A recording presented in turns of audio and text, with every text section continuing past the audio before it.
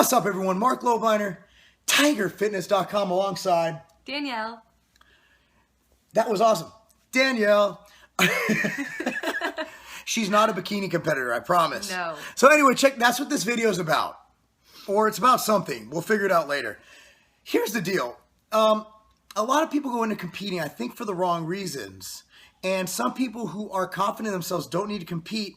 You know, they might lack the motivation to get to the gym, to make gains, to train hard, because they don't have that show in sight. Now, Danielle, I coach her as far as training and diet. And one thing is that was profound about Danielle is she does not have any intention of competing, yet she goes as hard or harder than most people compete. And I just thought it'd be interesting to get someone's perspective on why they do what they do, why they choose not to compete, and just whatever comes up. Because we got, I think this is interesting because you see a lot of people who compete, like you'll see Alyssa or Kara who do compete. You're like, okay, they got a show in mind. Alyssa's in her off season. You're in a perpetual off season with no intentions of competing. And also, to add validity to it, like Kara's a registered dietitian, she has a degree in psychology. So I think that validates it. I have a degree in marketing. I'm just going to sell you a way to fix yourself. Here she is, $12.99. No, but anyway, give me a little more credit than that. Okay, $13.99. So anyway, we got to stay under the $14.99 sweet spot. That's marketing. All right, fair enough. We'll sell more of you for that as long price. as you're making money. We're making money. I make money off white bitches. Yeah, that's all you That's do. a song right now. I make my money off of white bitches. Can you believe that? Anyway, I wrote it. So why do you... Like, what's your intentions and why do you do what you do? And just whatever you want to say about it.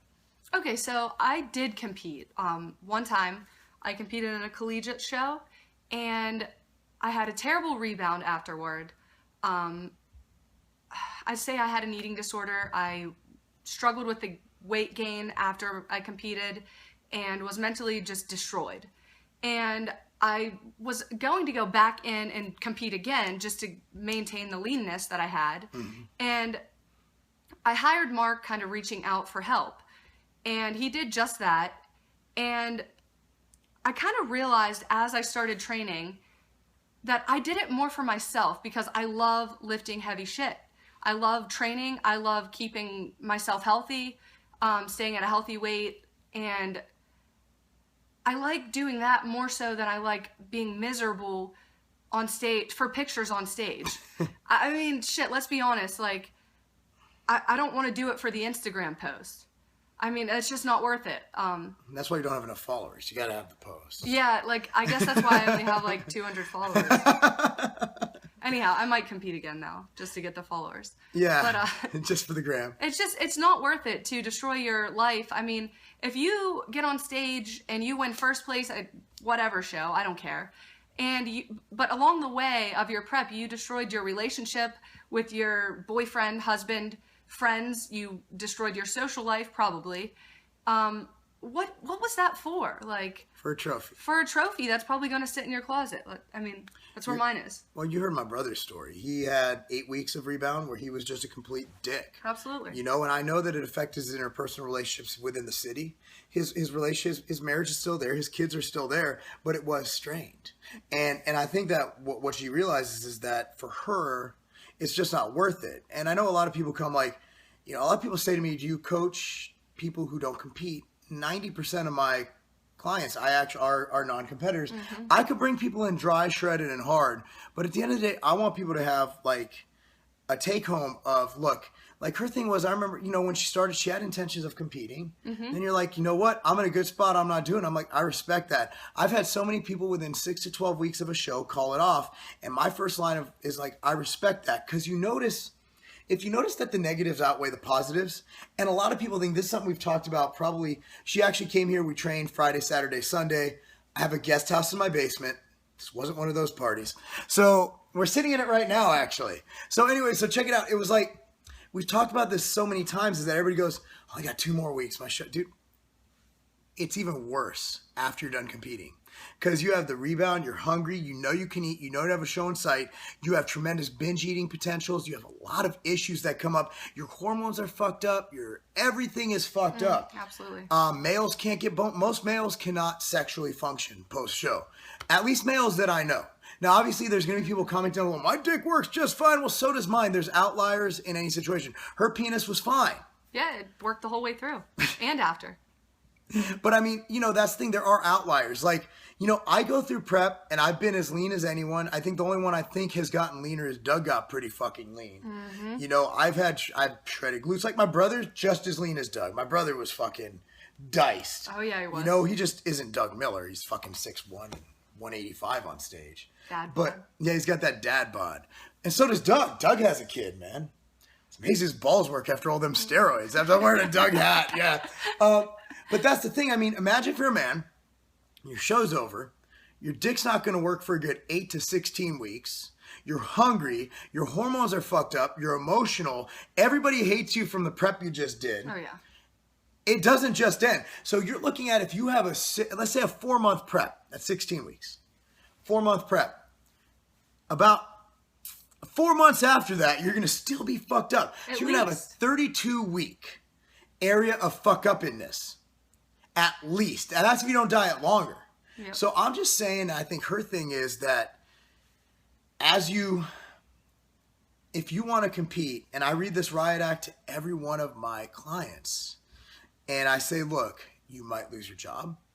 Here's the worst case scenario. Your penis might not work. As for women, you might, for some reason, if you have hormonal issues, you might lose your hair. There's bad things that can happen. Oh, yeah. That I've seen, and I'd like to consider myself a responsible coach where I recommend the proper foods, the proper nutrients. I always recommend a supplement with a greens product. I make one, so I recommend that because it's better than everybody else's. But I want to make sure you're in that good spot. However, when your body fat, it doesn't matter what if your calories are 8,000 calories, when you're 4% body fat, you're going to be fucked up. I don't care how good your reverse diet went. It's all relative. If your body fat's that low, you're going to be in pain. And you don't need a show in sight to train hard and eat right and stay relatively lean. Like, you don't have to be in your off season and be like 30 pounds over stage weight. Like, just maintain balance and health and happiness, and you're good. Like, you can still train hard. And you can train harder when you're not dieting. Yeah, you feel much better. Dieting makes training shitty, man. I remember one time after my show, I couldn't squat like a quarter on each side. And that was when I was squatting. I'm like, what the fuck just happened? Yeah, it's miserable. It is, but there is a place for competitors. Some people love it. Some people make money at it. Very few. If you're doing it for the money, you're better off panhandling in a suburb.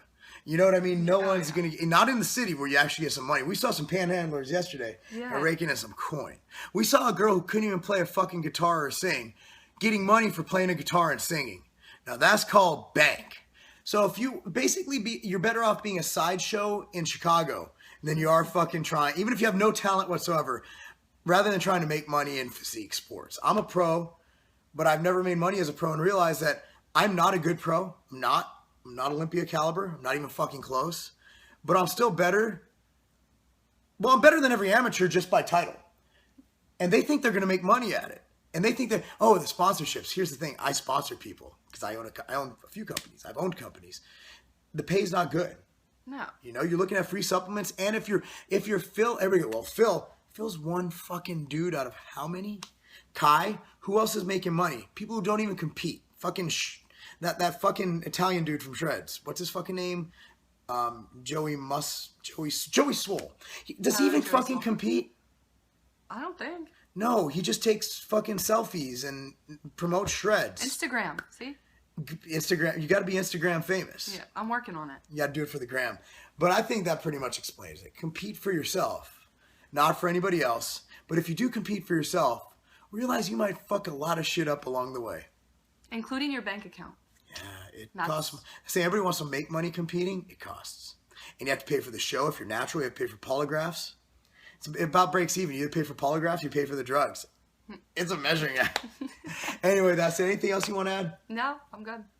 All right, because being good. That's not a game. The peace. I'll keep that in.